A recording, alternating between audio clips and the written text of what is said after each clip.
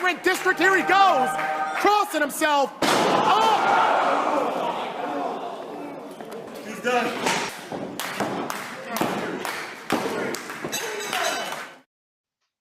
Welcome everybody to another episode of Hot Program. I am your host with the most, all the way from the East Coast. And as always, I am in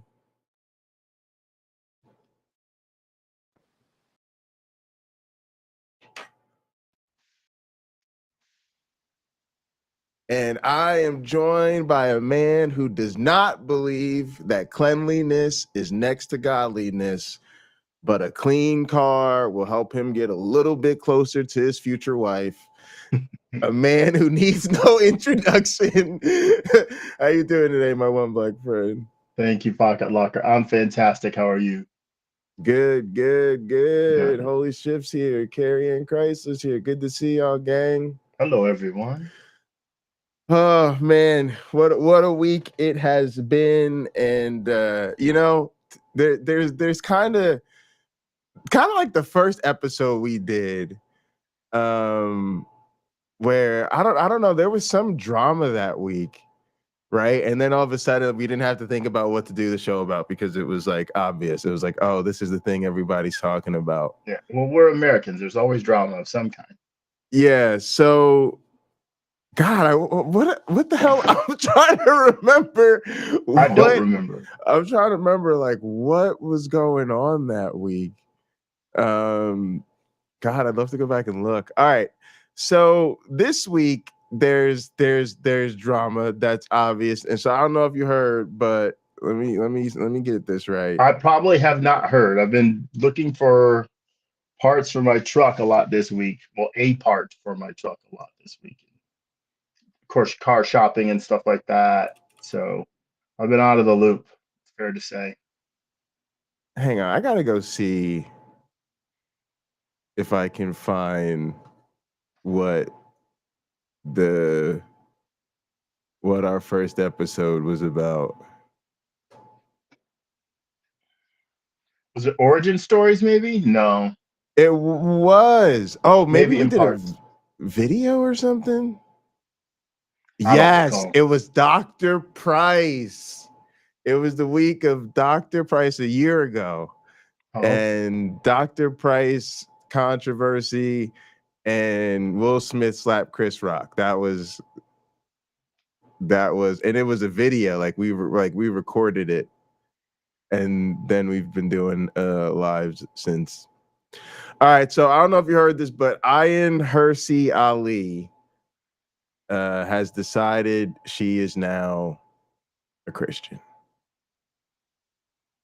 Well, if she wasn't rich before, she can get rich now. Miss Ali, follow these instructions. You should write a book, do a speaking tour, and the book is about your conversion and how the power of Christ has compelled, not Dr. Price, the power of Christ. The power of Christ has compelled you to become a Christian. And you realize, though the differences between Muslim and Christians may be many, they do celebrate the same God, just in a different way. Well, I think that plan much like we atheists still celebrate Christmas, it's just more about friends and family than it is about Jesus.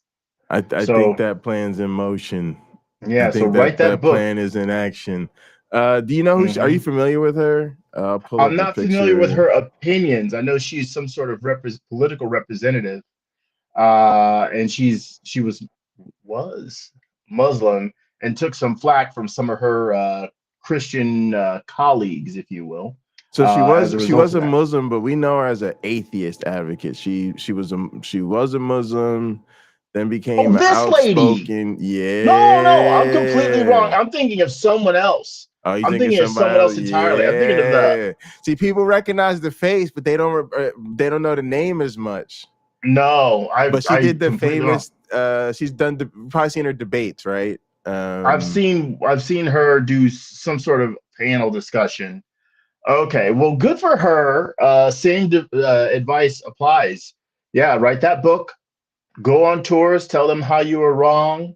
Make it very celebrated, and they will lay millions at your feet. So congratulations. You can get a better house if you don't like the house you have now. Yeah, I'm gonna go ahead and see how this pops up. Lord, I'm trying to do this.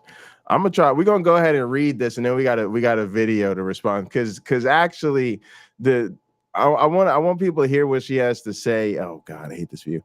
I want people to hear what she has to say about her conversion, Conversion. but then we're gonna shift into how it's being reacted to. And my thing is when you do your little Olympic dive, you do your little sweet performance, and you hear the roar of the crowd and you hear all the applause, you need to look around and see who's clapping for you. And I think that's sort of my point here is I think she's being celebrated by some pretty screwed up people. And that to me tells you that this is problematic. But let's go ahead and let me see if I could get this to I'm in the wrong window. I'm gonna try to get this to a decent size so people can see what's on the screen. Oh yeah, we're going real big. Well, now I know how her name is spelled. That's good.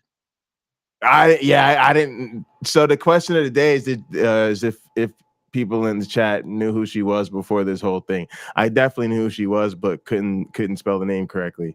All right, so here we go. Let's read this. In 2002, I discovered a 1927 lecture by Bertrand Russell entitled "Why I Am Not a Christian." It did not cross my mind as I read it that one day, nearly a century after he delivered it to the South London branch of the National Secular Society, I would be compelled to write an essay with precisely the opposite title. The year before, I had publicly condemned the terrorist attack of the 19 men who had hijacked passenger jets and crashed them into the Twin Towers in New York.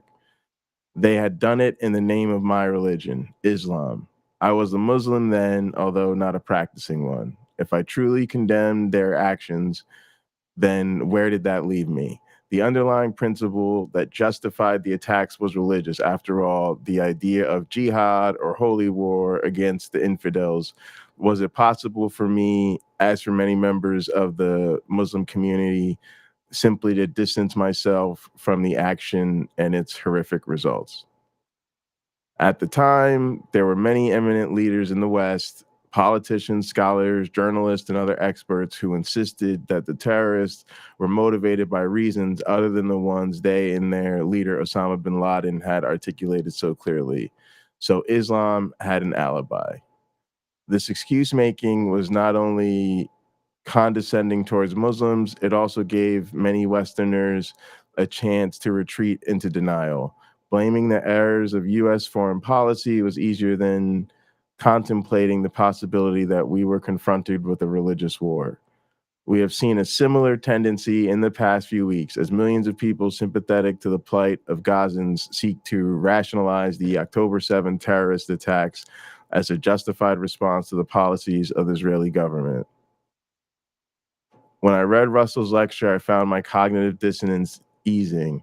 It was a relief to adopt an attitude of skepticism toward religious doctrine, discard my faith in God, and declare that no such entity existed. Best of all, I could reject the existence of hell and the danger of everlasting punishment. Russell's assertion that religion is based primarily on fear resonated with me. I had lived for too long in terror of all the gruesome punishments that awaited me. While I had abandoned all the rational reasons for believing in God, the irrational fear of hellfire still lingered. Russell's conclusion thus came as something of a relief. When I die, I shall rot. To understand why I became an atheist 20 years ago, you first need to understand the kind of Muslim I had been. I was a teenager when the Muslim Brotherhood penetrated my community in Nairobi, Kenya in 1985. I don't think I had even understood religious practice before the coming of the Brotherhood. I had endured the rituals of ablutions, prayers, and fasting as tedious and pointless. The preachers of the Muslim Brotherhood changed this. They articulated a direction, a straight path, a purpose to work towards admission into Allah's paradise after death, a method, the Prophet's instruction manual of do's and don'ts, the halal and the haram. As a detailed supplement to the Quran, the Hadith spelled out how to put into practice the difference between right and wrong, good and evil, God and the devil. The Brotherhood preachers left nothing to the imagination. They gave us a choice. Strive to live by the Prophet's manual and reap the glorious rewards in the hereafter. On this earth, meanwhile, the greatest achievement possible was to die as a martyr for the sake of Allah. The alternative, indulging in the pleasures of the world, was to earn Allah's wrath and be condemned to an eternal life in hellfire. Some of the, quote, worldly pleasures they were decrying, including reading novels, listening to music, dancing, and going to the cinema, all of which I was ashamed to admit that I adored. The most striking quality of the Muslim Brotherhood was their ability to transform me and my fellow teenagers from passive believers into activists almost overnight. We didn't just say things or pray for things, we did things. As girls, we donned the burqa and swore off Western fashion and makeup. The boys cultivated their facial hair to the greatest extent possible. They wore the white dress like twab worn in Arab countries, or had their trousers shortened above their ankle bones. We operated in groups and volunteered our services in charity to the poor, the old, the disabled, and the weak. We urged fellow Muslims to pray and demanded that non-Muslims convert to Islam. During Islamic study sessions, we shared with the preacher in charge of the session our worries. For instance, what should we do about the friends we loved and felt loyal to, but who refused to accept our dawah, invitation to the faith? In response, we were reminded repeatedly about the clarity of the Prophet's instructions. We were told in no uncertain terms that we could not be loyal to Allah and Muhammad while also maintaining friendships and loyalty towards the unbelievers. If they explicitly rejected our summons to Islam, we were to hate and curse them. Here, special hatred was reserved for one subset of unbeliever, the Jew. We cursed the Jews multiple times a day and expressed horror, disgust, and anger at the litany of offenses he had allegedly committed. The Jew had betrayed our prophet. He had occupied the holy mosque in Jerusalem. He continued to spread corruption of the heart, mind, and soul. You can see why, to someone who had been through such a religious schooling, atheism seemed so appealing. Bertrand Russell offered a simple, zero-cost escape from an unbearable life of self-denial and harassment of other people. For him, there was no credible case for the existence of God. Religion, Russell agreed, was rooted in fear. Fear is the basis of the whole thing. Fear of the mysterious, fear of defeat, fear of death. As an atheist, I thought I would lose that fear. I also found an entirely new circle of friends, as different from the preachers of the Muslim Brotherhood as one could imagine. The more time I spent with them, people such as Christopher Hitchens and Richard Dawkins, the more confident I felt that I had made the right choice. For the atheists were clever, they were also a great deal of fun. So what changed? Go ahead. Oh, No, that the I atheists are think good. That the I think atheists are atheists are fun. more fun typically. Well, I've been, my fiance, as many of you know, is Christian, and I don't know why. I don't think I mentioned this on the show. So, uh, two doors down, my neighbor John is a minister, and he has a nearby church. And I asked him, like, "Hey, John, what do you charge to do a ceremony?" My fiance's standing right there. He goes, "I don't charge anything. I don't make any money off the church." I won't say what his career was, but he made plenty of money. He goes, "So I do it for free. You can get married at the church for free, and I'll do the ceremony for free if you want." And I was like, "That's great." He goes, This guy, I don't even think he believes in God. I go, I don't. He goes, see, I've been trying to get her to go to church. And I'm standing there laughing, and my fiance's got a big smile, and he's got a big smile. So there are those moments where our differences we can still enjoy our differences. But had my neighbor been an atheist and that was just his company, like he had like a reception hall or something like that, it probably would have been just as much fun of a conversation, a little bit less interesting. Right. But I think atheists tend to be, for me, it's easier to have fun because the topics are wide open. But with religious people, I don't really feel that topics are wide open. I sort of let them dictate where the boundaries are. No, I mean, Because I respect that.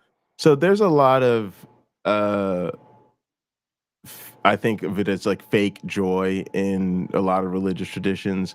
I actually don't believe religious people are as happy as they pretend to be. I think they've got to sort of name it and claim it. But one of the things I reflected on, even in my own family, especially with like my grandparents, because they're definitely the most religious of the clan, never really had fun. Like looking back, and I'm not saying they didn't enjoy certain things. My grandfather can sit down and enjoy a Western or enjoy a football game, and we had great meals and stuff like that. But we never like did fun things. We never like went fun places. Never went to the zoo or amusement parks or stuff like that. Nah, not really. I mean, I did that stuff with like my mom, other members of my family, but no, they never really participated in stuff. No games. That was the one that really stuck out to me. Like I've never seen them play a game. My mom said she got them to play a game of dominoes or something. I was like shocked. I was like, oh my goodness. But yeah, I do think that religion robs people of a lot of fun. Let's go ahead and finish this essay she's got here. All right, so here we go. Now we're getting to the heart of it. So what changed? Why do I call myself a Christian now? Part of the answer is global. Western civilization is under threat from three different but related forces: the resurgence of the great power, authoritarianism, and expansionism in the forms of the Chinese Communist Party and Vladimir Putin's Russia, the rise of global Islamism, which threatens to mobilize a vast population against the West, and the viral spread of woke ideology, which is eating into the moral fiber of the next generation. We endeavor to fend off these threats with modern and secular tools: military, economic, diplomatic, and technological efforts to defeat, bribe, persuade, appease, or surveil. And yet, with every round of conflict, we find ourselves losing ground. We are either running out of money with our national debt in the tens of trillions of dollars, or we are losing our lead in the technological race with China. But we can't fight off these formidable forces unless we can answer the question, what is it that unites us? The response that, quote, God is dead seems insufficient. So too does the attempt to find solace in, quote, the rules-based liberal international order. The only credible answer, I believe, lies in our desire to uphold the legacy of the Judeo-Christian tradition. Stop it right there. Can you scroll up just a little? The what is it that unites us part, Yeah, here.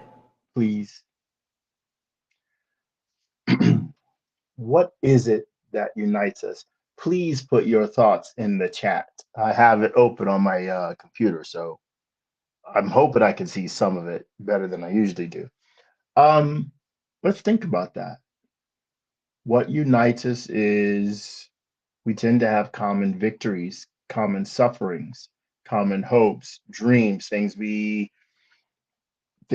have to, as human beings, resolve, right? Problems, pollution of the air, water. Is there enough fresh water?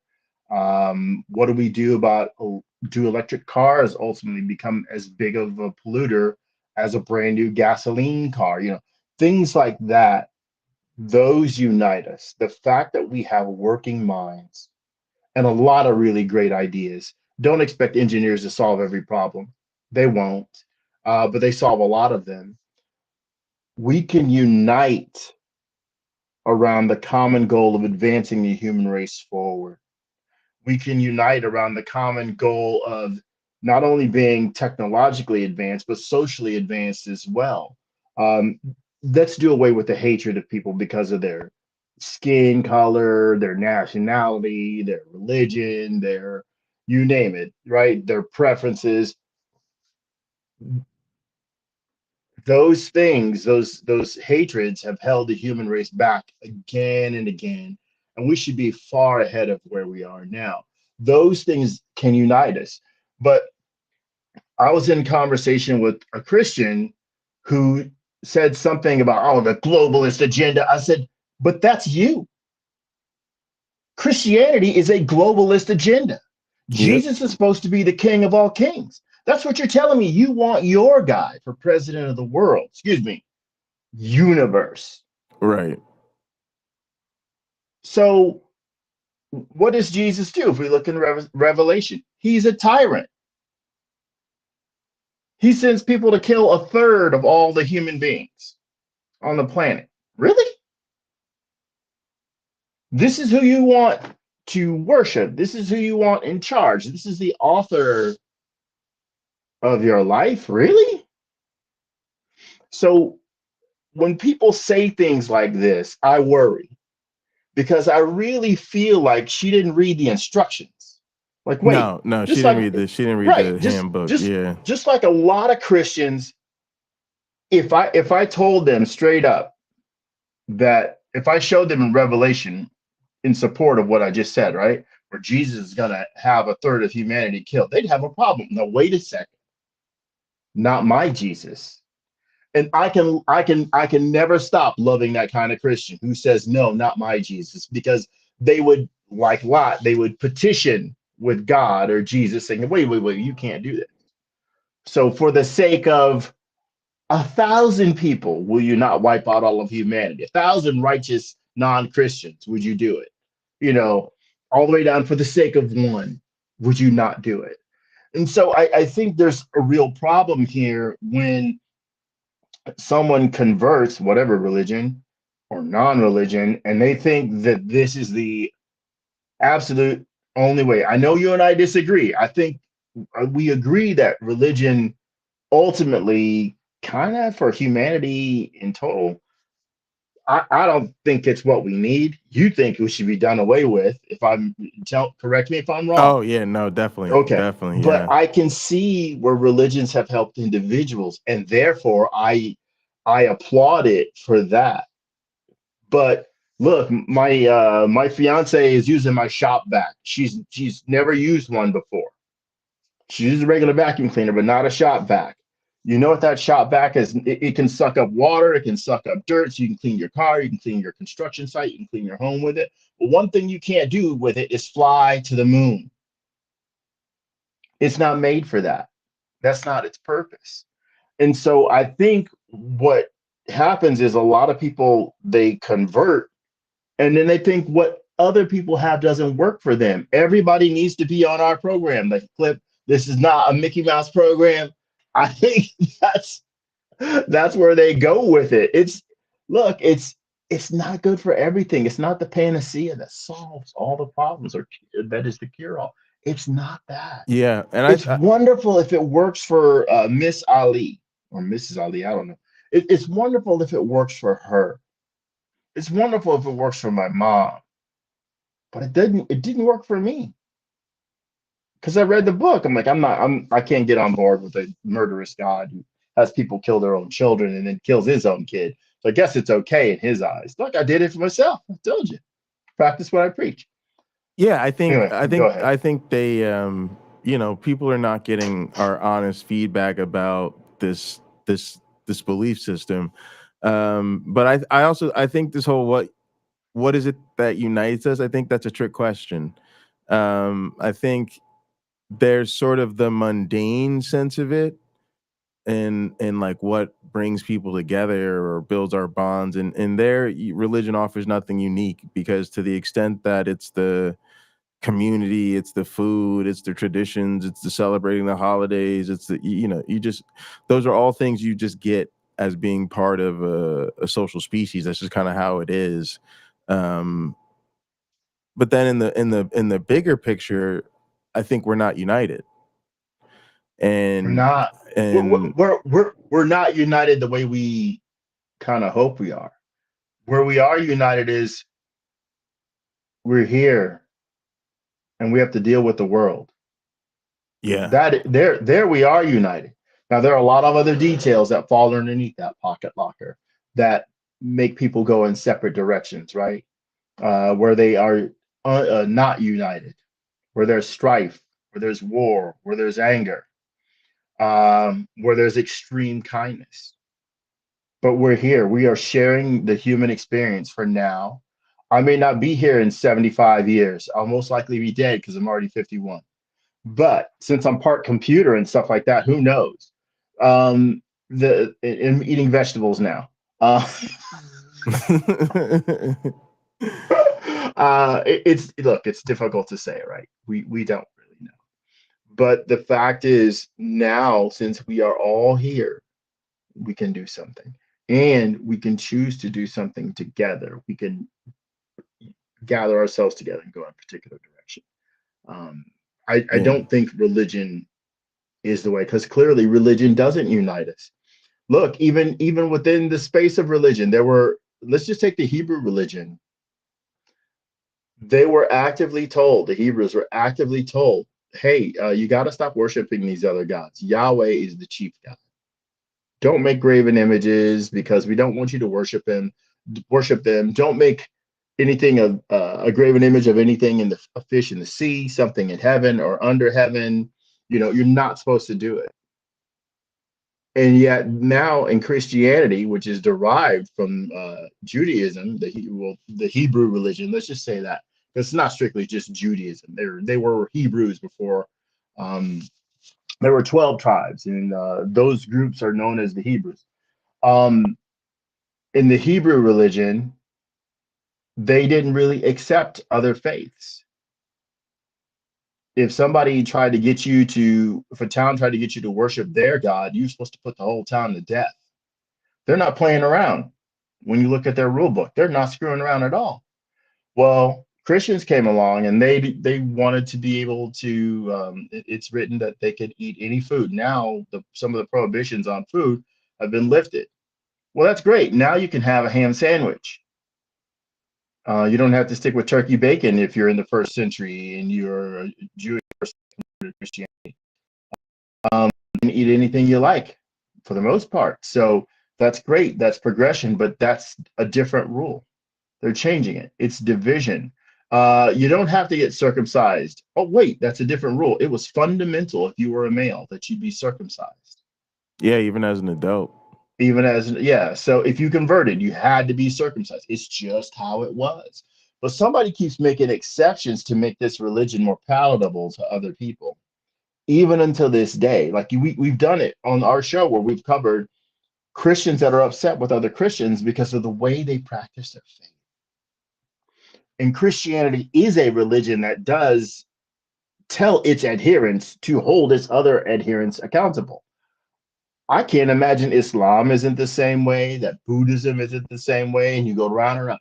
I can't imagine that the desire for the community to be the best community it can by having its adherents be the best people they can and sort of stick to the rules that are in place, right? The rules of the religion were designed or agreed upon, if you will, for the propagation of the religion, the prosperity of the religion, and we could hope the betterment of the human experience. But when you start saying this group over here is bad, this group over here is bad, you're sort of undoing some of your work just because they're different, just because they have a different name for their God, they have a different take on it. I'm rather impressed with the Hindu things I've learned about Hindu religion. But at the same time, I can't teach a class on it. I could on Christianity. I could on Judaism, but I can't on Hinduism. And they have lots of gods. There's probably a god for, I don't know, the patron saint of the Hindu patron saint of whatever you can think of. Space travel. There's probably one already, and there was probably there thousands of years ago or hundreds of years ago. Who knows? All right, let's keep going through this so we can we still got a lot to get through. But yeah. Hey Sumami. All right, so the legacy consists of elaborate set of ideas. She's talking about Christianity as the foundation of Western society, I guess. The legacy consists of a elaborate set of ideas and institutions designed to safeguard human life, freedom, and dignity, from the nation state and the rule of law to the institutions of science, health, and learning. As Tom Holland has shown in his marvelous book Dominion, all sorts of apparently secular freedoms of the market, of conscience, and of the press find their roots in Christianity. And so I've come to realize what Russell and my atheist friends fail to see: the woods for the trees. The wood is the civilization built on Judeo-Christian tradition. It is the story of the West, warts and all. Russell's critique of those contradictions in Christian doctrine is serious, but it is also too narrow in scope. For instance, he gave his lecture in a room full of former or at least doubting Christians in a Christian country. Think about how unique that was nearly a century ago, and how rare it still is in non-Western civilizations.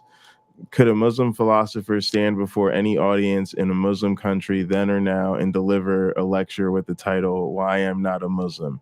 In fact, a book with that title exists, written by an ex-Muslim, but the author published it in America under the pseudonym Ibn Warraq. It would have been too dangerous to do otherwise. To me, this freedom of conscience and speech is perhaps the greatest benefit of Western civilization. It does not come naturally to man. It is the product of centuries of debate within Jewish and Christian communities.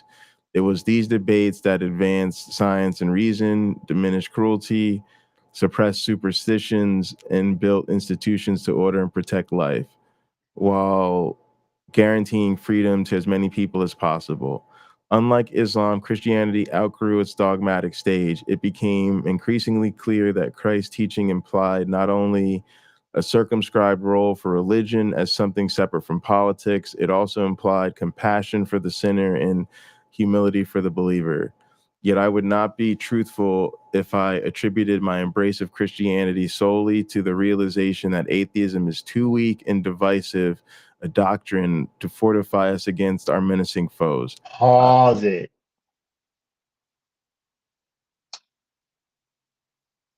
Yet I would not be truthful if I attributed my embrace of Christianity solely to the realization that atheism is too weak and divisive a doctrine to fortify us against our menacing foes. Okay. One of the big problems that we have in this world is creating enemies from strangers. So people we don't know, people who have no angst against us, no problem with us, they are now a foe. And once you have an enemy, you're taught to mobilize your resources, be ready to defend yourself against most people who you would probably have a wonderful time with if you all sat down at the same party. Right? That person's your foe now. This is one of the things I've never liked about religions, is creating an enemy out of another group of people, most of which who would never harm you. It's not thinkable to them. But we see it. Christianity in the United States of America, whether there is a God or not, is now politicized, right? There are those Christian dominionists who want this to be a Christian nation. I often I have pretty much, it's like on YouTube speed dial for me, the Book of Revelation. I listen to it. I listen to it a lot because I'm trying to pick up on things. So when I have a conversation with a Christian, I can sort of put these questions to them about that book, about the world. You know, how does this relate to modern times? Because it clearly wasn't written for modern times. In my assessment, it was not. You know, these guys with Jesus are riding around on horses. I mean, can't you go weeks without seeing a person on a horse in your community? You know, that isn't a policeman or a Canadian Mountie or something like that. Um, the idea that entire groups of people just should be threatened by your presence, right? By your ideology is astonishing to me. Christians will say your enemy is not of flesh and blood. It's Satan, right? Because Satan's real busy making human beings utter screw ups. When you know people just make mistakes, and sometimes they're awful mistakes, and sometimes people do awful things that to them seem justified, but to the rest of us, what a horrible mistake, right? We have these school shooters in the United States of America. This is awful. This is completely unnecessary behavior, and yet we see it every month. We see it. Yeah. All right. So the fact that she's, I don't know, I'm sort of circling back now, but I find this appalling. She's a smart lady. Um, I in atheism, there isn't a doctrine.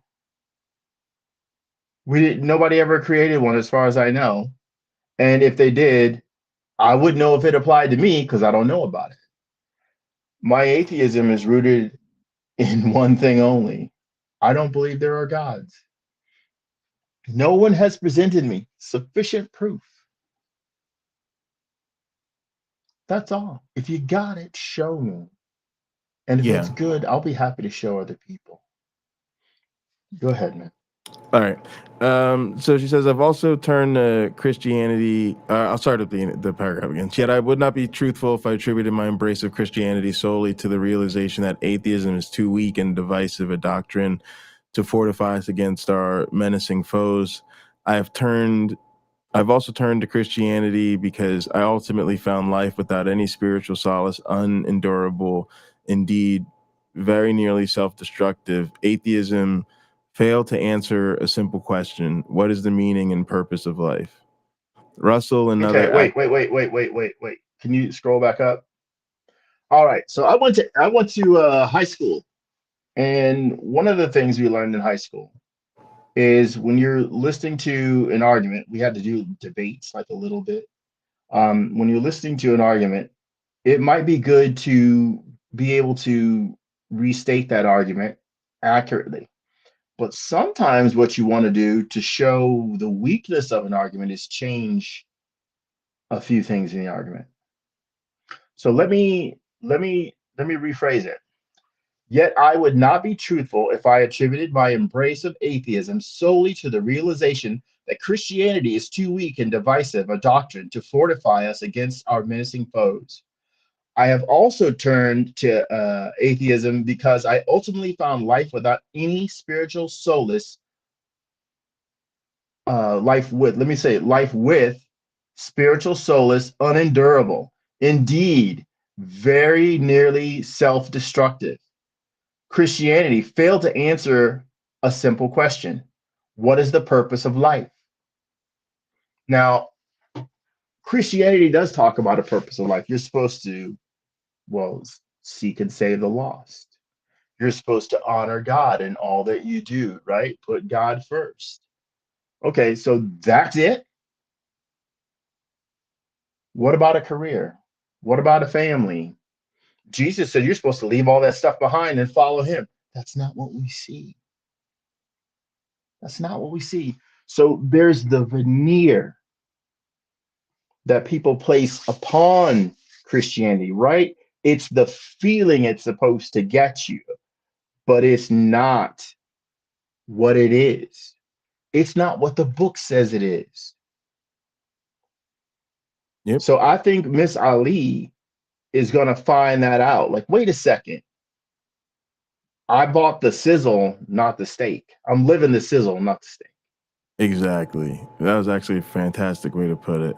Russell, another activist, atheist, believed that with the rejection of God, we would enter an age of reason and intelligent humanism, but the God hole, the void left by the retreat of the church, has merely been filled with a jumble of irrational quasi-religious dogma.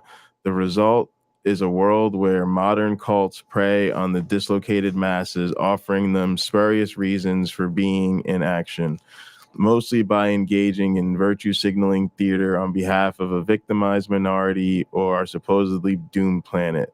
And The line, Christianity does exactly that. yeah, the It does line, exactly. I mean, it's a thick book. It does that over and over again. yep. Go ahead. The line often attributed to G.K. Chesterton has turned into a prophecy. When men choose not to believe in God, they do not thereafter believe in nothing. They become capable of believing in anything. And Talking donkeys, a talking bush, a talking snake, a flood that wiped out all but 8 people on the whole planet, which we have no geological evidence for, right? A guy walking on water, people right. being able to say a few words as a group, in a group, right? And mysteriously heal people. This is the Christianity. This is the Hebrew religion. These are the stories of that religion. Am I to look at that, right? Things in the Bible I know aren't true and Yep. believe them, right? So as Pocket Locker has once said, now say that in a mirror. Miss Yeah. Ali, Yeah. you Yeah. say that in a Exactly. mirror. Exactly. That's It's the just it's audience he just needs to hear it. it's just sad. So here's where I will defend atheism. Atheism doesn't hold you to any of that. We just look, you've presented me with some evidence. I don't think it's good enough to justify me believing in it. You go ahead and have a wonderful day.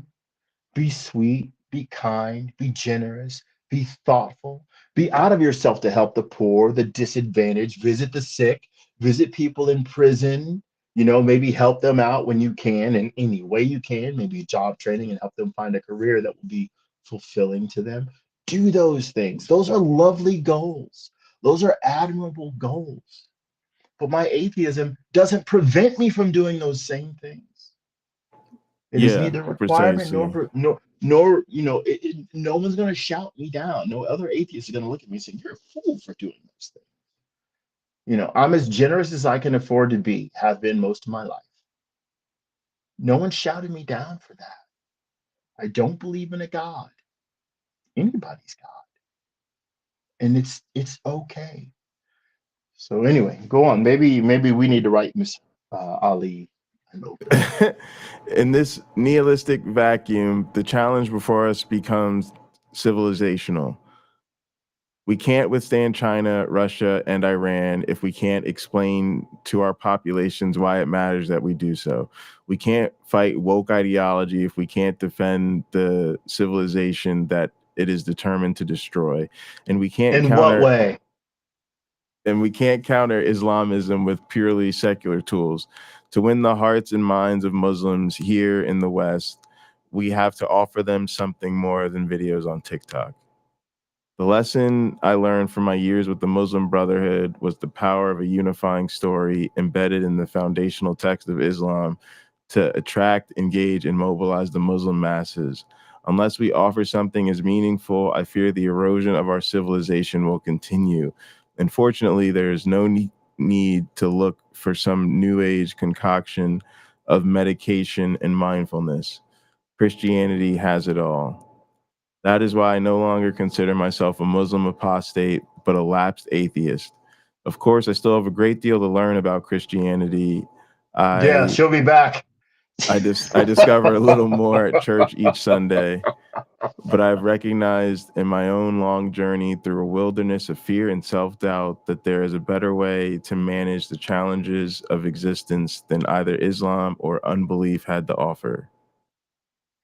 Miss Ali, when you realize you were just telling yourself a story to give yourself comfort, to convince yourself that maybe your life wasn't all you wanted it to be, and that Christianity held all of the solutions.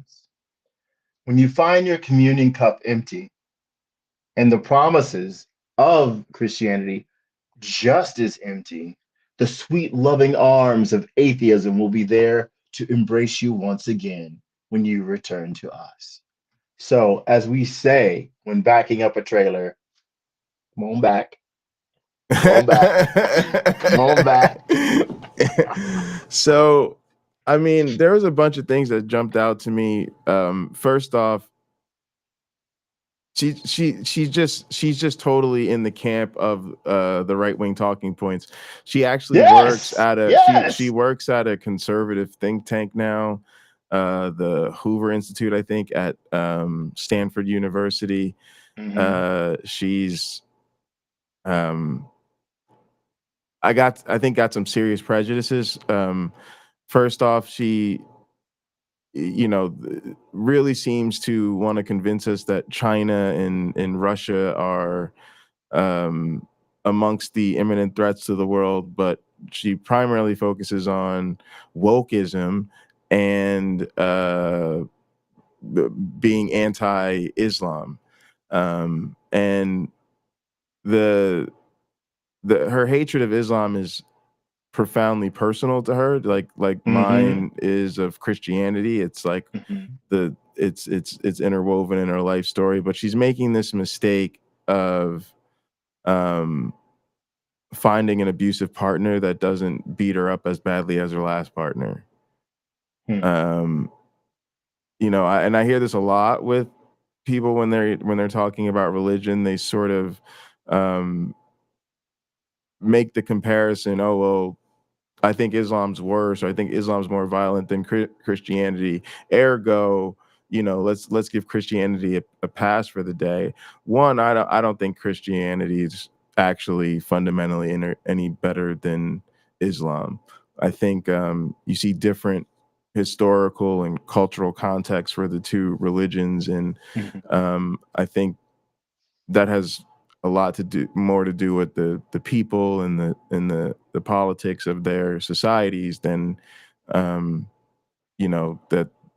there's something inherently more peaceful or something like that about Christianity.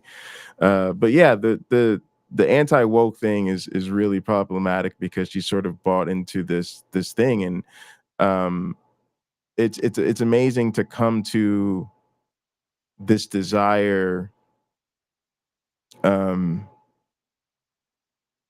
to clearly be accepted into the Christian fold as a woman of color who's a former Muslim, but then turn around and think that being aware of our marginalization of particular groups and being opposed to racism is like a bad thing. So she's really fallen quite far quite quickly, as far as I can tell. And none of that had anything to do with the actual faith of Christianity. And so we're going to jump into some of the responses, particularly this apologist David Wood. But it's really interesting because Christians are super excited about this. This is like great. It's a great but it's not. Nothing about what she said, and that was why I wanted to read what she actually said, because so people could see like none of what she actually said was, "Oh, I believe Jesus died for my sins and rose from the dead." It wasn't anything about the theology. It was literally just about like she's decided to pick a team in dodgeball or something and she's gone with the team that she thinks won't lose. But it's really weird. All right, so let's see what this fool's talking about. Watching atheists wake up to reality is like watching a newborn baby open his eyes for the first time. The light is painful when all you've ever known is darkness. Right, but right off the bat, like how vile is this man? And this is what I mean. You want to pay attention guy to tried to his kill his dad. you. This guy tried to kill his dad. Oh, is that David Wood? Is that this dude? This guy, yeah. that video he did, I was like, is this a funny or die video? Where he talks about he's like in the subway system in some city, and he's talking about him almost killing his dad and him becoming a Christian. And I'm listening to this going, wait, is it okay to laugh at any of this? Because it's horrifying, and his presentation of it was so serious. Well, he's But anyway, still scared, and he's still got that dangerous edge to him for sure. does he? Hey, Like, dude, stay a Christian. yeah, Jesus is Lord. Hallelujah. You go ahead and you drink that communion wine and take an extra swig. On my part, I'll send you a bottle of juice, wine, whatever you want. Yeah. So here's the deal. Hey, when a baby is born, probably the first person to see the baby's eyes open is the one who actually helps the baby come from the womb, right? From the vagina. So everybody else who gets to see the baby after that, the baby's already had their eyes open for the first time. You might look upon that baby and then it opens its eyes and you feel special or whatever. It's just looking, as far as that goes. But for Christians, pocket locker, this is for Christians like David Wood. This is a victory because they've inherited or they've earned another intelligent voice who can help communicate why everyone else is wrong and they are right. Oh yeah. That's exactly what this chess meeting is about. And it may be, here's what they don't know. To me, a person like David Wood, who had his exceedingly violent tendencies, and then I'll give him his credit, overcame it. And this is my perspective. That's why religion can be great. But then when you start vilifying these other groups, right? Yeah, and I'm Atheists have concerned to a be person bad. like David Wood eventually ends up radicalized enough that religion is more of something that can help justify his aggressive tendencies. But that's in the Bible. It's already in there. Again, a lot of I think what type of Christian a person becomes depends on how much they read. Because we have people who become nuns and monks who selflessly dedicate their whole life, their whole lives to the faith. I don't know what the Islamic equivalent of a monk or a nun is, but they probably do have that as well. So it's these devotees that say, I don't want to do anything else with my life. Right? Those are serious people in what may be the best right. way. But you're right. But they seem like they haven't read the book. Again, it depends on how far you go. My fiance is learning to drive right now, so she's going to get a permit. I'm going to use the sewing machine that she has to show her how to attenuate the accelerator pedal. So when I'm beside her and she's going to get a permit, I can say, okay, give me level 1 acceleration, which is you're barely pushing the pedal down, right? I'm going to demonstrate. She'll get the idea of pedal feel from her sewing machine. I'm teaching her. So she'll understand that pretty well before she ever drives 10 feet in the car. But what she won't understand is how to use a roundabout or 4-way or 5-way stop. Right. She won't understand that from that. So she'll know that much, which might save her life one day. But if she doesn't know the rest, she'll get killed. Somebody's going to crash into her. She's going to crash into somebody. People are going to die. It'll be awful. So with Christianity, if you just want to be a nominal Christian and put on the jersey every Sunday and walk out there like, yeah, and cheer it on while you're sitting there eating your communion wafer and drinking your wine, but know next to nothing about the faith other than you are supposed to be good, whatever that means. Yeah, you could probably live a fairly happy life. But if Jesus showed up and said, "What are you doing here?" Yeah, I think What are that's all of you doing here? I think that's most Christians. Yeah, it's most Christians. Jesus wouldn't recognize his own religion. He just wouldn't. Not in America. A protective womb that shields you from the outside world. But after a brief, painful transition, your eyes will eventually adjust. Ayaan Hirsi Ali is on an amazing journey. I read her books, The Caged Virgin and Infidel, many years ago. Following her apostasy from Islam, Ayaan has been closely associated with all of the main figures among the new atheists, but she's been going through some changes recently. If you listen to her, you'll hear her saying things like, God-given. I think power is a given. It's like the law of gravity, and there's also powerlessness, and none of us want to be powerless. But there is God-given natural power.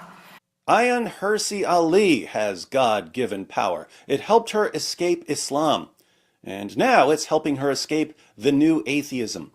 This clip is from a recent panel discussion with Jordan Peterson, Oz Guinness, John Anderson, and of course Ayaan Hirsi Ali. They're discussing the significance of stories, big stories, stories about our place in the world. I watched it after Ruslan posted some of what Ayaan said. Ayaan is going through a transition that I've been seeing over and over and over again. People who, just a decade or so ago, were extremely hostile to Christianity or religion in general are starting to warm up to some very religious concepts. Suddenly, they start talking about the transcendent, something beyond ourselves. And it's very arrogant to assume that you can change human beings to fit into all sorts of modules. Therefore, you accept that there is a power transcendent above us. Pause it. A power Pause transcendent above. Pause it, please. Can you go back to what she said about fitting human beings into modules? I know we're missing context here. Something beyond ourselves. And it's very arrogant to assume that you can change human beings to fit into all sorts of modules. Pause it. Therefore, Pause it. Pause it. Pause it. We literally do this. We literally do this. I went to a university where they did this. I wanted to get a marketing degree. I could have got a teaching degree for something other than marketing. I could have got a degree in home economics. I could have got a degree in music, and so on and so on and so on. We literally do this. When someone is putting together the church choir, they realize that people can do different things with their different voices, different colors, different timbres. And so the choir may be grouped together to make small crowds of people with similar voices, your basses, your tenors, your sopranos, and things like that. We literally do this. So I realize we don't have all of her context. To be fair to her, we don't. But there are people who've read the Quran and become Muslim. And no doubt people who've read the Quran and says, maybe I should be something other than Muslim. There are people who've read the Bible, like myself, and said, I can't do this. I'm not a Christian. There's no way. A lot of this isn't even true. People simply either will do it themselves or pay someone to teach them,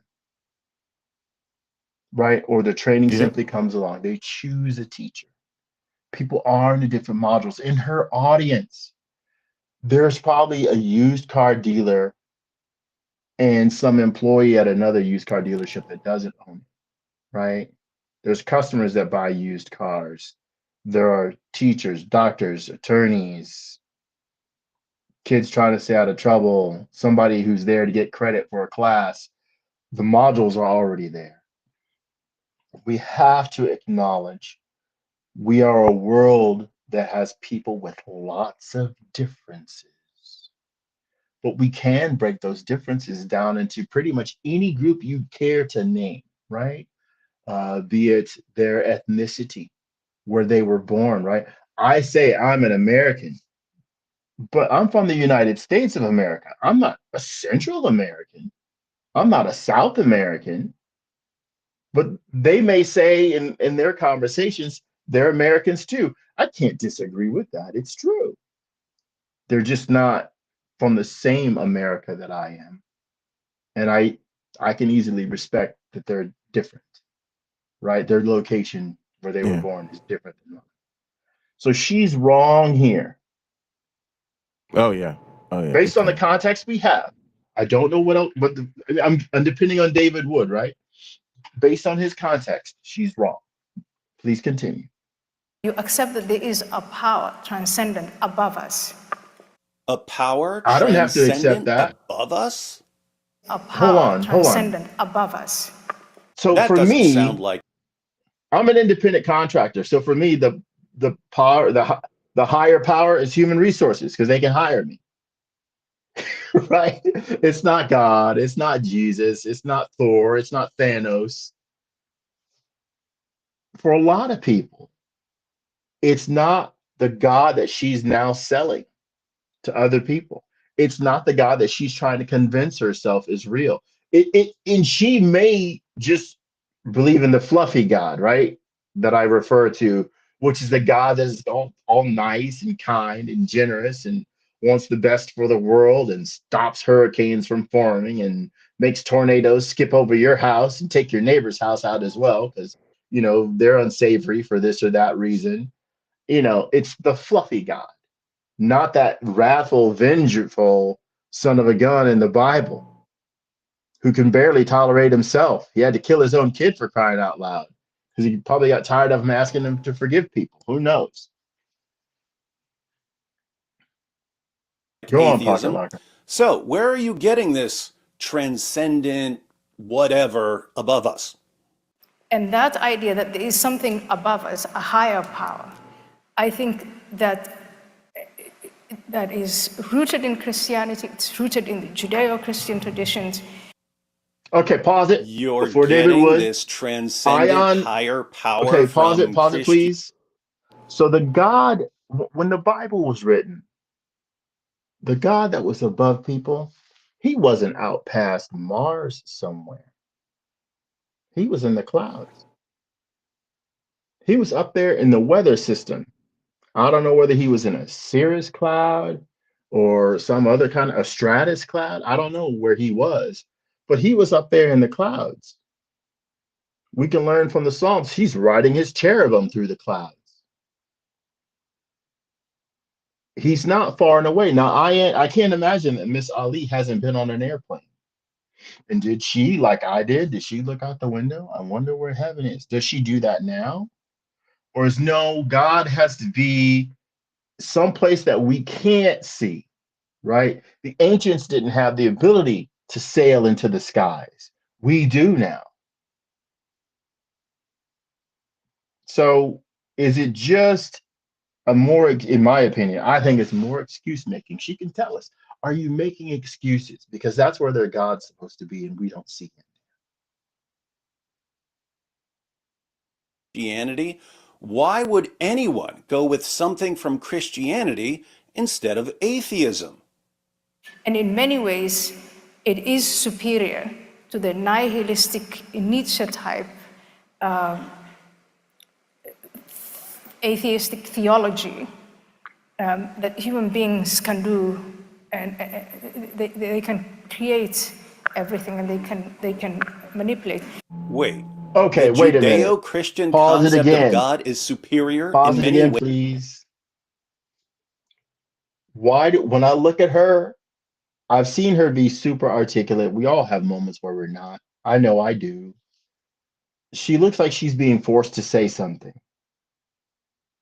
right? Like she can barely remember the words to the script. So I think since she works for this group you were telling me about, maybe they've asked her to support a particular kind of ideology. And let's be honest, if you're an atheist, it's just down to your integrity whether or not you end up saying this sort of thing. But Yeah, absolutely. I don't think that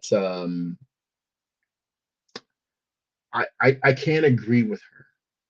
And not just because I'm an atheist, but because I'm fair. I'm fair. I have eyes, David Wood and Ayaan Hirsi Ali. I have eyes that tell me people have different ways of doing the same thing.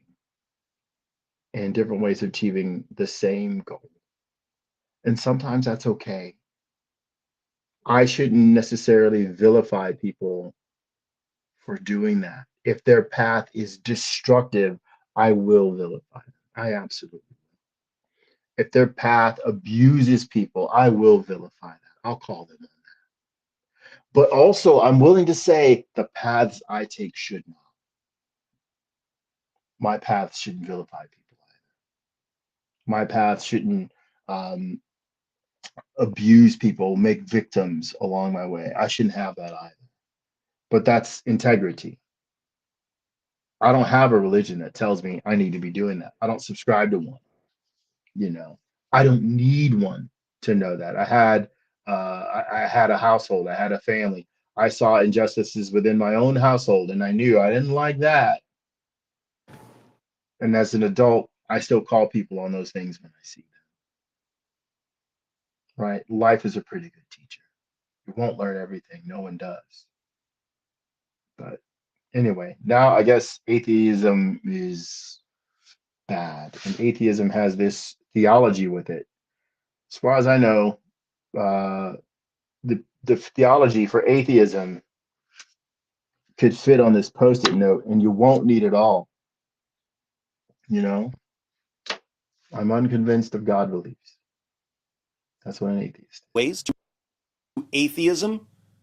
Now, she specifically refers to a Nietzsche-type atheism where once you reject Christianity, you give up Christian morality, and therefore you need to replace Christian morality with something else.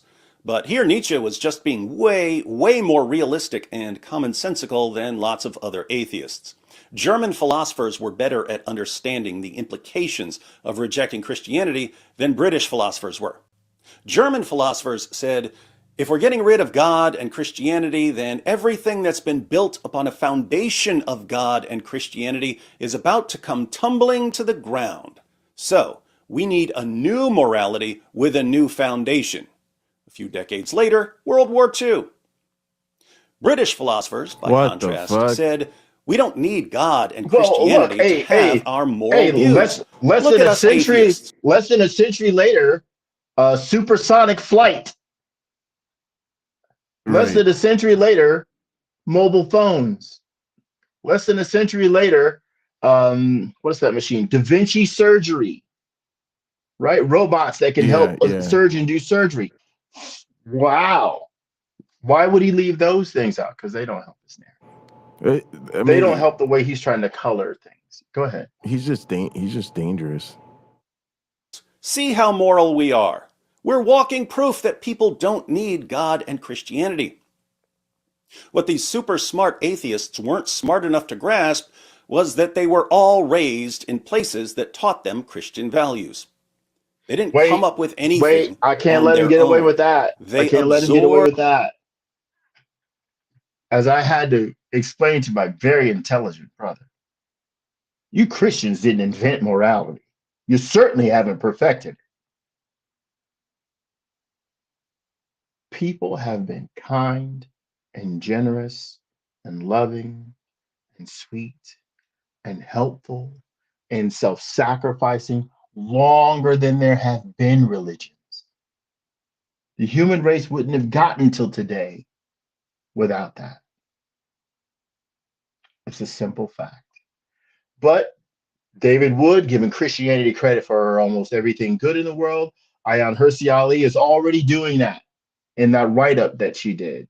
Christianity is the best, baby. Look, you have your advantages, that's clear. But stop being super prideful and thinking that you got it better than everybody else. There's just a lot of you. It doesn't mean that you're better than everybody else. In fact, Christianity calls for humility. So can you truly say that Apostle Paul was the worst of sinners? Probably not. But if he was going around asking people to be killed because they really want strict adherence to the Hebrew religion, yeah, that's unsavory behavior. But was he the worst? Isn't Hitler a worse Christian? Although Hitler hadn't been born yet. You know. Absorbed their values from their culture.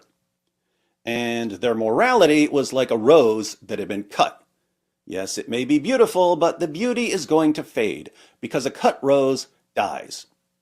So I don't see how Ayaan's claim about the Christian concept of God being superior to a Nietzsche-type atheism wouldn't be true about atheism in general. But she says that the Judeo-Christian concept of the transcendent is also superior to something else. And it's also superior, I would say, to the faith that I grew up in, with a God and a theology and a story that gives individuals a sort of one-dimensional purpose. Go and do this, make everyone a Muslim, and if they refuse, kill them, and then the day of judgment will come and life will be over. That's a simple story, but it's an abiding story. It's been around for 1400 years. Better And the than Hebrew story Islam. where you're supposed to To kill be people who don't fair, believe like you Yeah, do I and mean, try to convert you to their religion has been around longer. Again, it's delusional. it's I one of my favorite things that people say on the internet is do your research. I love that because people who often say that Don't do are like research. looking at they don't do research. I mean, when you say do my research, do you mean like go to like a library and read old books where they talk about this stuff and have figured it out hundreds of years ago and then read the modern take on that stuff? Or do you want me to go to Ancient Aliens and watch their videos and then I've done my research? Is that what you want me to do? Um, it's sort of like that. I think what David Wood is probably great at, and he's got a very satisfied look on his face, which is all right, is he's great at being a cheerleader for his side and not realizing that the other sides make good points too. He is probably doing something to shield his audience from making that same argument that I make. Don't try to think this is something that is common. It's unique to our group. It isn't. It's not unique to Christianity. It's not. But I guess in a way, it's like someone selling an inferior product and they got a showroom full of this inferior product. They know you can go across the mall to a better store or to a store similar to theirs that sells something better and it'll satisfy your needs. It'll last longer. It's more durable and maybe even prettier. But they don't sell those things and they want to stay in business. So they have to convince you, don't go somewhere else and get what we're selling. Get it from us. That blouse you like, get it from us. I know that down the mall, you can go to Macy's and get a prettier yellow blouse. But I've got a yellow blouse right here. Why would you put in all that time walking down there? Why would you pay a little more for something that'll last 3 times as long? Fashions change anyway. You might as well get what I have. I think that's what David Wood is doing, and I think that's what Miss Ali has begun to do with this.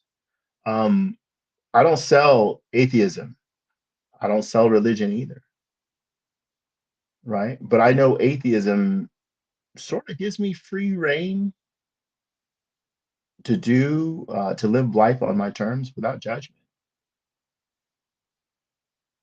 Judgment's baked into a lot of religions. It's part of it. Yeah, it's the whole point of it. pretty much anything is better than Islam, isn't it? The Judeo-Christian tradition, Wow. that it is not Yeah, up I to don't the think that was a human fair being to do statement. that. I don't think that's a But fair all statement. we can do is civilize and continue to civilize and question and check power. Power that is checked, that is the power that guarantees most people real freedom. The How do you check the Judeo-Christian Christian God? tradition is How what do you check him? guarantees How do real you check him? freedom. Does this If sound God like the said, atheists from can you 10 pause years it? ago? If the Christian God has decided he's going to have a tsunami to take out Phuket in Thailand, I think it's Thailand, Phuket, whatever it is, he's going to have a tsunami take it out. Can the people gather together and petition? You should only need 2 or more, according to Jesus. So, if 2 or more Christians say, you know what, God, we don't want you to wipe out Phuket, Phuket still gets wiped out. Well, how do we check God's power? right? The government in the United States, we have different levels of government, different offices in government, and the powers are supposed to keep a check on each other. You know, the executive branch, judicial branch, legislative branch, they check each other. Religion, where the Christian religion is that? Where? I'd be willing to say that it doesn't exist. Nowhere. It doesn't exist.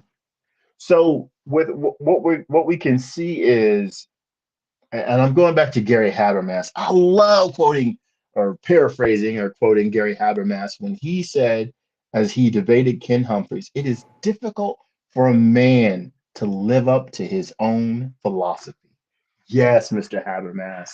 Yes. And what we're seeing here is Ms. Ali, have a difficult time with her own philosophy. But anyway, she'll keep reading. Jordan I suppose she'll get Peterson to that goes whole on Bible. to ask about Ayaan's Eventually. journey from Islam. So you, early in your life, relatively early in your life, you moved away from a totalizing religious view of the world. Islam.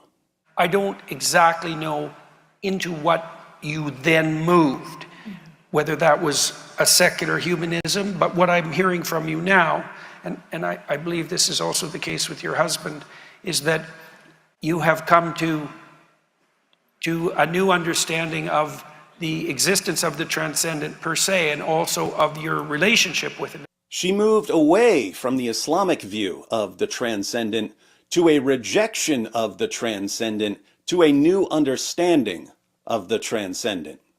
So I rebelled against a transcendent, a concept of God, of a God that now manifests itself in, the Iranian regime, Hamas, ISIS. That was the God I grew up with. That was the story that I grew up with. I rebelled against that. She rebelled specifically against the Islamic concept of the transcendent. But yeah, that's just straight Islamophobia. There's no way she should be representing the transcendent concept she had when she was a Muslim as being exclusively associated with terrorist groups. And then when I was bold enough to say, and this was in the Netherlands, I don't want any of that. I didn't convert to Christianity. I didn't convert to another religion or another God. Pay attention, because this is true of many ex-Muslims. Once they've witnessed the horrors of the God of Muhammad, they don't want another. So yeah, Jordan Peterson has the thing with these multicolored suits. That's like his thing now. He's really into those. God. Well, he's a gazillionaire. He can afford that stuff. Yeah, I think he has them custom made or something. Idea, the three-letter word of God stands just for evil.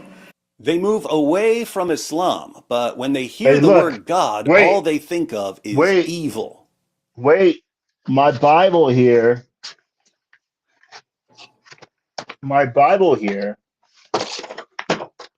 I can take you to the Old Testament and show you God being evil. I can take you right there to it. And it's not hard, and it's in multiple places. I can take you to Ezekiel 20, where he talks about he gave the disobedient Hebrews statutes that will horrify them, that they could not follow, right? Which even resulted in making their own babies pass through the fire. So child sacrifice. This is in the Bible. So when it got to Islam, if that God is just a bit more pissed off than the hiatus he took during Christianity, sounds like he's up to his old self again, right? Right. So I think Mr. Wood is expert at being completely unfair to Islam. Oh yeah, and atheists, and he's this story is perfect for that, right? Her testimony fits right into his narrative, and this is what I mean. It's and this is the thing, is like, she knows better than this, but if not, the proof is in the pudding. As soon as she comes out as a Christian, all the Christo-fascists come out of the woodworks, and this is what I mean about why this is problematic, is she's giving fuel to their narrative.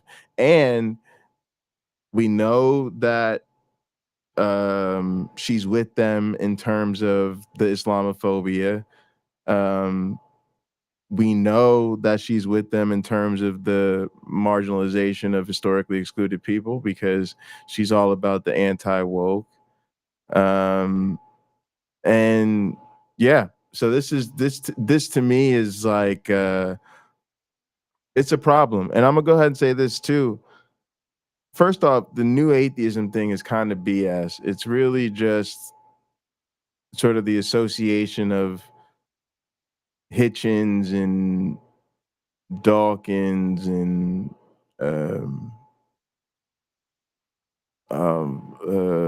Sam Harris and there's a couple more, PZ Meyer and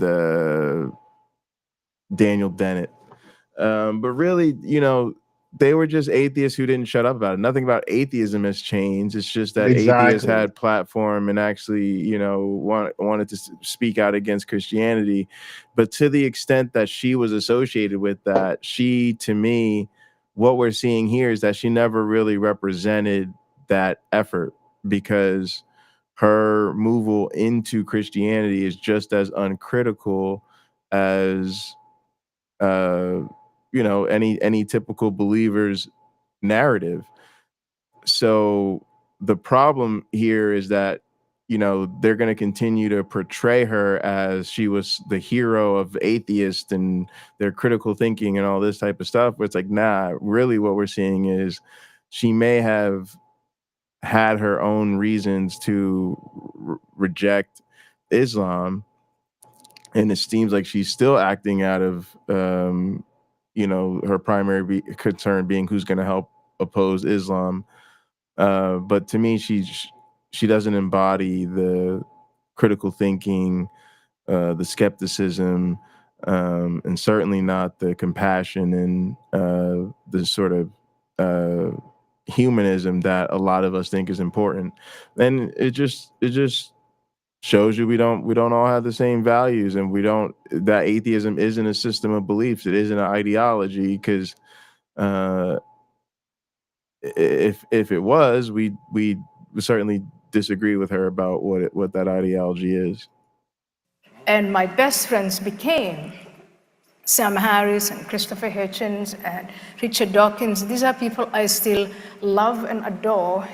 We all and they've all got love some and right-wing adore these slant guys. to them. They performed one of the greatest social experiments in history. I didn't hear what you said, happens Bucket if you Locker. start to remove Christianity from... She just said that Sam Harris and Christopher Hitchens and Richard Dawkins continue to be like amongst her best friends, and that she loves them. And I'm like, they all have conservative inclinations to them that a lot of people find problematic, myself included. Sam Harris probably the least, but he's got problematic perspectives about trans people and things like that, and so they're not they're not the best coaching staff, and they buy into this anti-woke stuff too. So Western civilization. Their theory was that if you remove Christianity, you get an atheist utopia where science and reason reign supreme. How's that experiment working out for everyone? And I think We over haven't been able time, to I'm now remove 53. So when religion. when I was in this state of rebellion, it started for me when I was 32 years old. Over time, I've come to realize, and I wish Christopher was alive today to comment on what we're going through. I wish Christopher Hitchens were here to see this too. Oh my goodness. I would love to hear his thoughts on the Hey, you picked the catastrophic video, failure Bucket of Locker. everything the new atheists promised. But what did Ayaan? yeah, I don't know what they're gonna We say. were actually having a conversation about, in my view, the wrong conversation. Does God exist? It was the world built in 6 days. Do we believe in fairy tales? And that was the wrong conversation to have. So, a conversation about whether various claims are true or false, this is the wrong conversation. What's the right conversation? The right conversation to have, as I said earlier, was to compare what we as human beings, the transcendent that we have imagined and developed over centuries. So the Wait, wrong conversation this imagine is to is... compare the transcendence that we have imagined. Well, okay, that's comparing religion to religion. We do that right here on Hot Program. Um,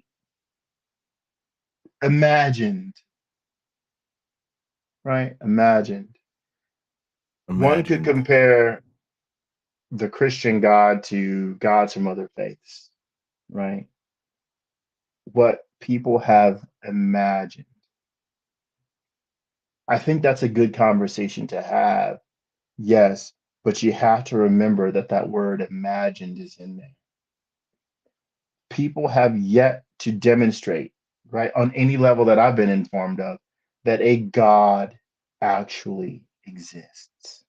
I'm talking the God with magical powers that can do anything. I'm not talking like a Marvel universe or DC cinematic universe God, not those guys, not some guy out of a comic book, but a being that can affect real change in the world, excuse me, that has divine powers, not just someone who's very dedicated to human rights, but someone Yeah, who can and walk up, like I say, when children, when believers say, what would convince you? Let me take Jesus Christ over to the children's hospital and have him heal all those kids. Let me take you. Let me take any person who believes in that religious doctrine that says they can lay hands on the sick and heal them. I will drive them there. I will buy them meals. I will fly them here. Let's just go do that. But the okay. why should I get? Well, the answer I get is why should God do that? What kind of God wouldn't? Because that's the kind of God you have. Yeah, and she's getting this all messed up. First off, we evaluate those claims because they help us see that the narratives are false, and those narratives are core to the claims of these transcendent religions or whatever. The other thing is, if we're going to compare it to or think of it in the context of what we've imagined for ourselves, we see where they fall short. So for instance, we've imagined for ourselves um, an egalitarian ethic where we all treat each other equally. When we turn to these holy books, they're advocating for genocide and go take their land and kill all the men, women, and children, and sacrifices and all of this stuff. They're telling us that women are not equal to men. They're telling us that to be homosexual is an abomination. So she's continuing to act as though she's not aware that the particular brand of transcendence that she's chosen, namely Christianity, isn't producing these problems. So she wants to make it like, oh, if my main man Hitch was here today, he'd realize, debating Noah's Ark was silly. And it's like, yeah, he probably would realize that debating Noah's Ark was silly, but because he'd want to again be focused on pointing out the harm that religion does, as he was doing when he was alive. Yeah. Well, he So might be focused on debating that Noah's Ark was silly because he's having a conversation with an adult, right, not a not a 7-year-old child. child, Yeah. right? So wait a minute. I have to explain to you that the boat that these people were allegedly on isn't big enough to hold the food for the animals. So once I tell you that, you need to realize, okay, well, maybe I should look into that. When I tell you there's no geological evidence to support a worldwide flood, it should matter. But often when we're having these conversations with religious people, those things don't matter to them. Right. They can't believe it. They won't believe it. They have to shut their ears, stop their ears, and turn their head, But why? Why? The things that people often like most about their religion, I find they can still enjoy those things as a non-believer. Most of what a lot of people enjoy is people. The Right. people don't Right. go away unless Right. they're like a Jehovah's Witness shunning situation. I don't know if Mormons have that. Scientologists do. Like you'll have a suppressive person, you're supposed to. I think every Yeah. religion has it. I think Okay. I think I think there's just some where it's explicit Mm, and some where it's I think there's a spectrum of explicit to sort of it mm, just happens as a way of tradition and custom. But I mean, look, even take most of the people in the chat or in the community who are former evangelical Christians. If you really get down to the deep of like, well, why haven't you talked to your family about this, or why don't you open up about this with your, your loved ones? A lot of times it's because they don't think that that person could handle the disappointment. In other words, when you get to the mhm. root of it, there's some sense of, I can't say this to certain people in my family because they'd just be so disappointed and it would affect our relationship and da da da da da. So I would say, are you really confident you want to say that group doesn't have a form of excommunication or dissociation when you're literally afraid to tell them that you don't believe? I mean, like, I think that's the proof is in the pudding. So yeah, I think there's just you sort of a range of ways that works out.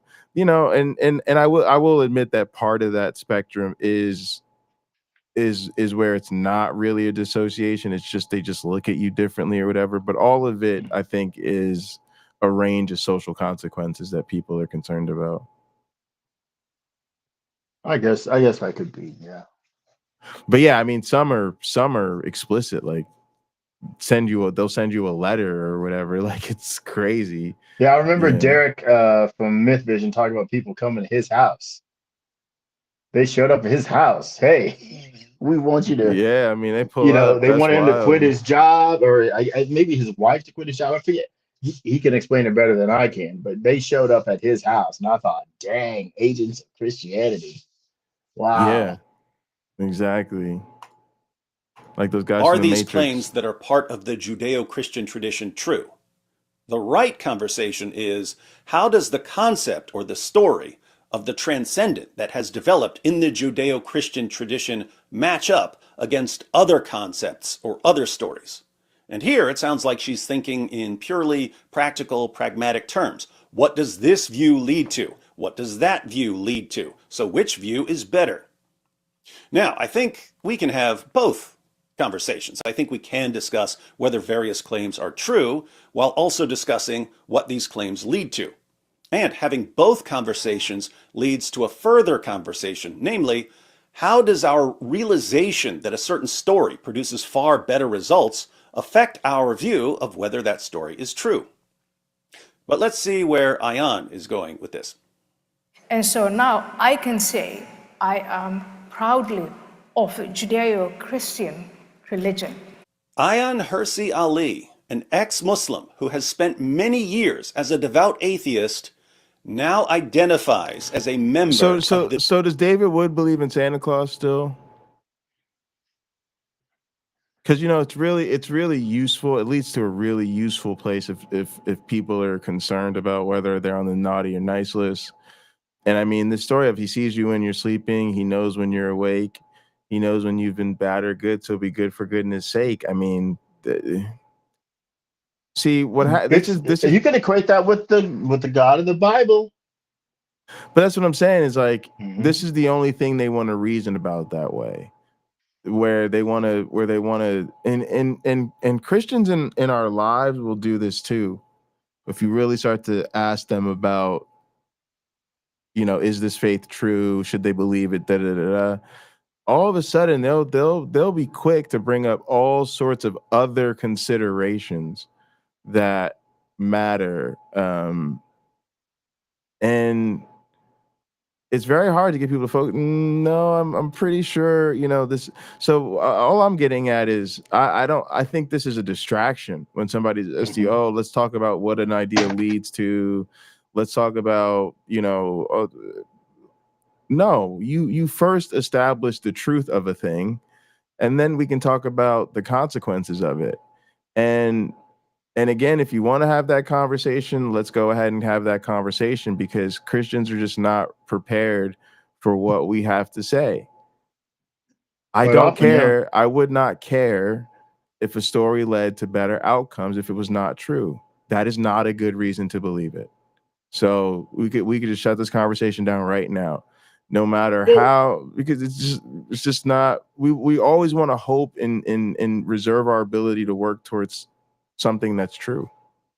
If the story, well, Jesus, let's go to Jesus in the Bible. That's David Wood's jam.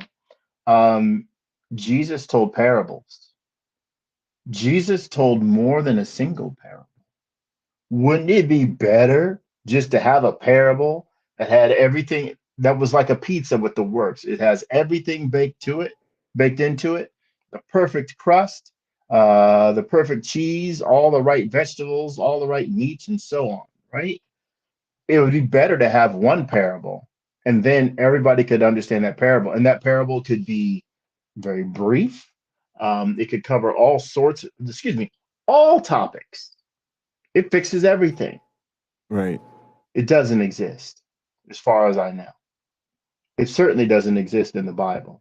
There are many parables in the Bible because those parables address different problems. Buddhism will give you stories that are very effective in helping you learn to accept what's going on or how you might adapt or change your behavior. No doubt Islam does the same. No doubt Hinduism does the same. No doubt Scientology probably has that equivalent as well, right? Right. Because these are fundamental tools for human behavior modification. So again, it's David Wood waving the flag saying Christianity is the best. It's the best. They didn't invent a good story. They didn't. Somebody else came long before that, probably before there was writing, and invented, hey, here's how you tell a good story. Yep. Yep. Again, salesman. The Don't buy the yellow Judeo-Christian blouse somewhere else. religion. Without having to waste your time about, do I really think that the world was built in 6 days? Do I really believe every word in the Bible? No. But I do believe that that's Judeo-Christian tradition, and what it has brought forth is... And again, pause the tape. Christians, you're telling on yourselves again. Yeah, she doesn't believe every word of the Bible. But hey, Scripture's God breathed. What do you mean you don't believe it all? Yes. Heretic. Exactly. But it's like, what's the conversation we're having? Because if it's the conversation in the church, if they're talking to you, most people of faith, of this faith in particular, are going to say you've got to believe the Bible. That's essential to being a Christian. But when it comes to tallying up who's a Christian versus who's not, and we want the ringing endorsement of a celebrity adherent, all of a sudden we could just blow right through them saying that they don't believe every word in the Bible, because it's, they want to, it's about who's on side. Values that I aspire to, the values by which I live. So, without believing that certain propositions within the Judeo-Christian tradition are true, she nevertheless realizes that she's part of the tradition and that she wants to be part of the tradition. Not exactly someone Christians would recognize as a fellow follower of Jesus Christ, but in a way she is. In a way she is following Jesus. And we can at least appreciate the change in such a short amount of time from Christianity is terrible for the world and needs to be replaced by atheism to pump your brakes, everyone. Turns out we may need Christianity way more than we thought. Okay, pause it. A Christian by Roger I want to thank David Wood. I have long used the expression that some Christians just want to wear the jersey and show up on Sunday. They never want to play the game. Right. he used the word follow. Now that has come to mean something in our modern times with things like Instagram and Twitter. Mm. So maybe it is fair to say that at the time that Jesus would have lived, if he truly existed, following Jesus meant to physically leave where you were, go to where he was, and do what he was doing or support him in that mission. After he went up to heaven, then it was following the apostles and doing that. I think modern Christianity is more comfortable with the Instagram style of Yes, following. yes, Let me yes. see what Jesus posted today and look at cat memes and then go Yeah, about my business. Forget the right. living the example part. Forget the seeking and saving the lost. I just want to check out what he said today. Or I'll comment on that. Let me leave a comment. Or wait, I'm just going to leave a like. I'm not going to Yes. do it. Yes. I'm just going to leave a like. And then I'll move on to more cat videos. Maybe there's a sexy car somewhere in the feed as you scroll. Or for me, Miley Cyrus is really the journey that matters that you remember anyway, or whatever she said. I love those things. But yeah, maybe that's more appropriate. And Miss Ali should try to look at it that way. Is that where she has found herself to where Jesus made some very interesting posts in his ministry, and she has liked quite a few of them. So she's decided to click on him and follow. But as far as literally doing the assignment, she's not up for that. She's not going to do that. She's not going to the meetup, so to speak, when Yeah. he's in her area. Yeah, Iron Charioteer, I'm with you. Of course there are Christians that are educated in the sense of having formal education in whatever. Um, but it's hard.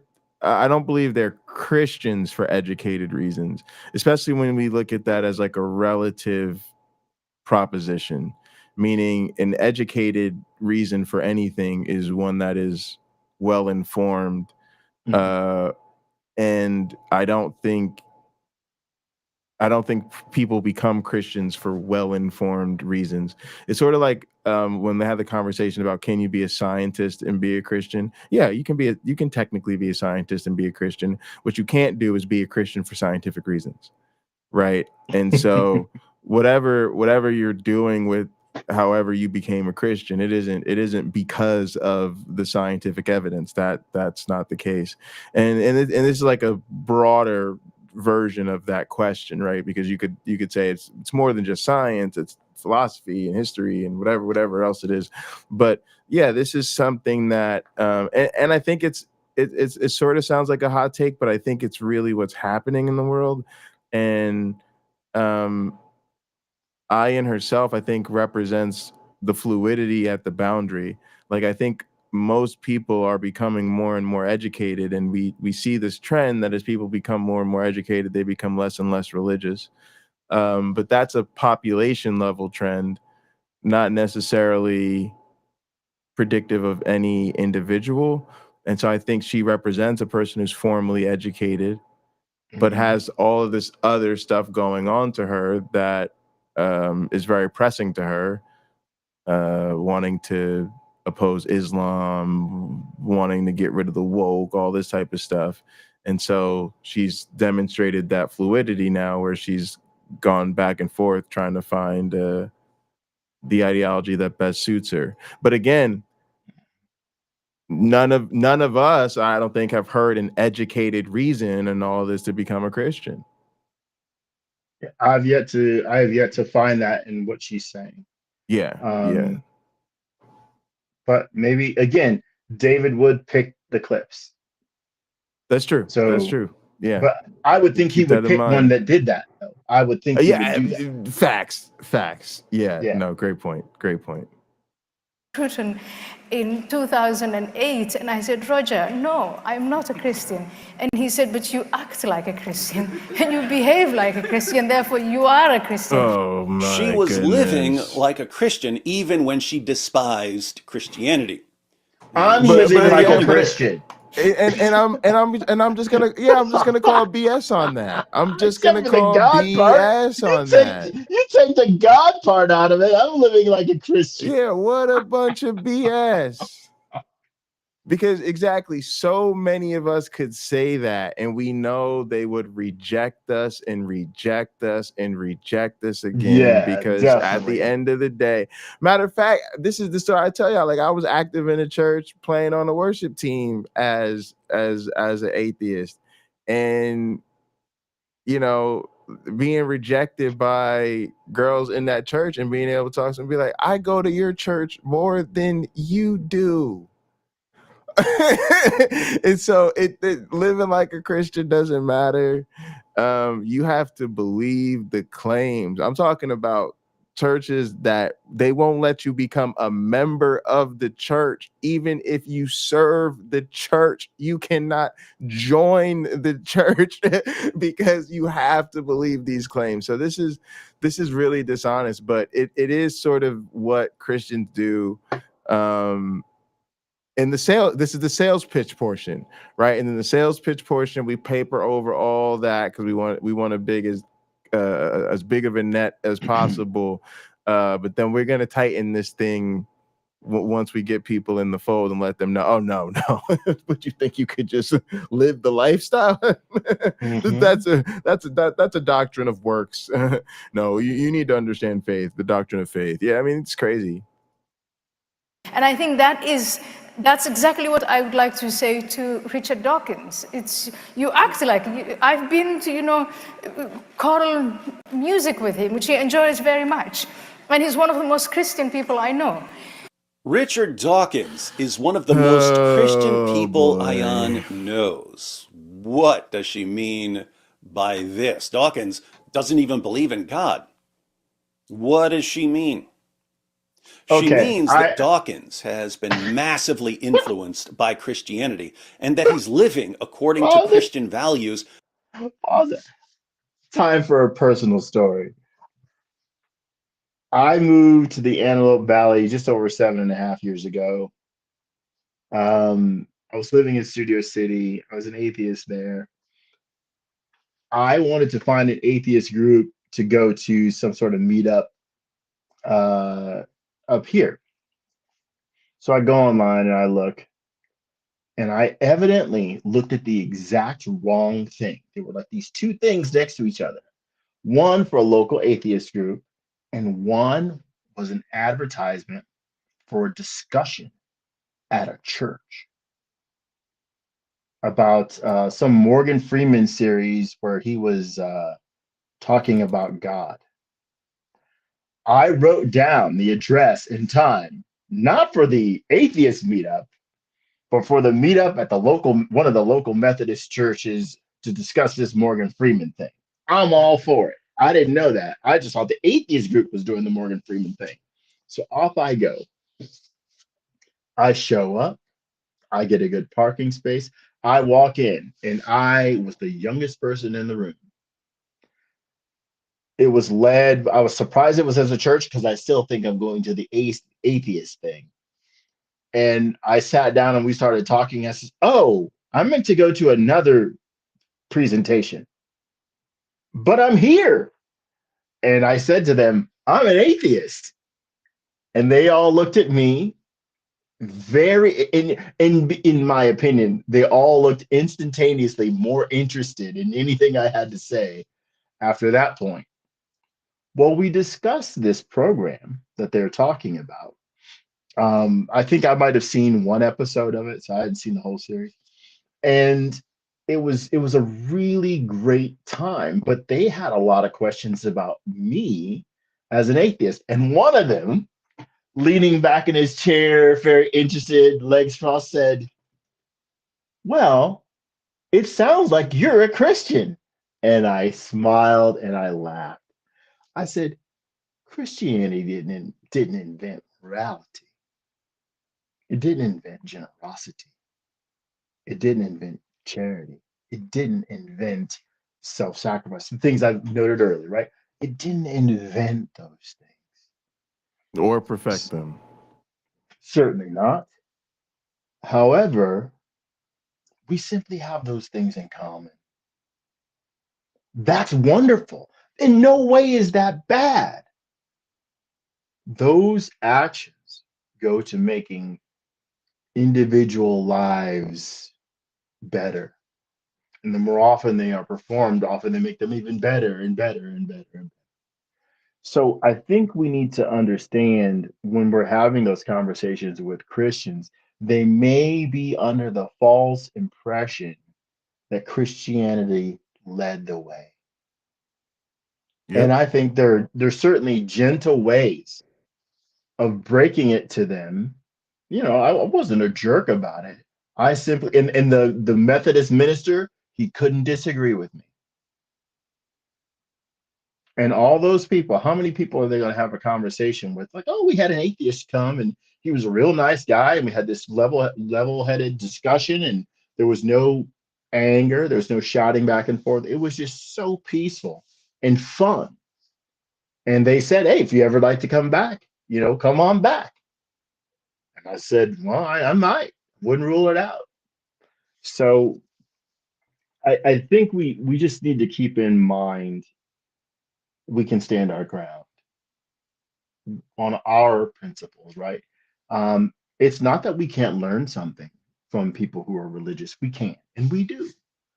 But it's also not saying that we can't present something to them, enhance what they know a little more, teach them something new. And lately, my fiance, she'll see me with my phone in my hands and I'm typing something.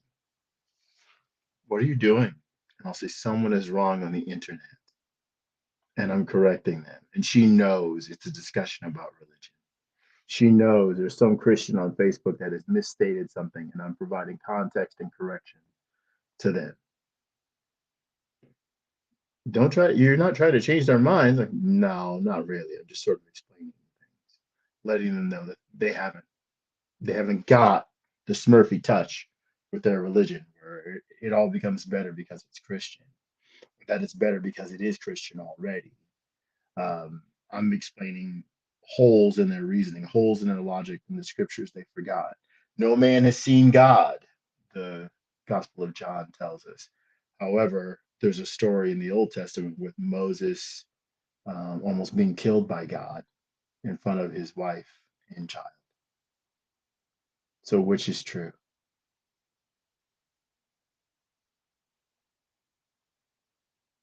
Yeah. All right. Well, give us your concluding thoughts, then we'll get wrapped up here. I think it'll be fantastic to see. I think I might need to devote some more attention to Mrs. Ali's journey here into Christianity, and maybe even tweet her saying, "Hey, we spoke about you today on our podcast, and maybe I should put that sweet loving arms of atheism in a tweet to her. We'll welcome you back Right. Yeah. once Yeah. you've read the entire Right. Bible all the way through." Yeah. Hey, there's always Buddhism. I don't know anybody that's ever been upset with a Buddhist. And that's a gentle correction for me right there. Is just ask them if they've read the entire book, and if not, tell them, hey, I really think you should. Keep your receipt. Keep that receipt for that Bible. Oh my goodness, it's funny. Mm-hmm. All right, gang. Thank you guys so much for tuning in. Yes, thank you. Please do like the video, subscribe to our channels if you're not already. There are links in the description to both of our channels and the Hot Program channel.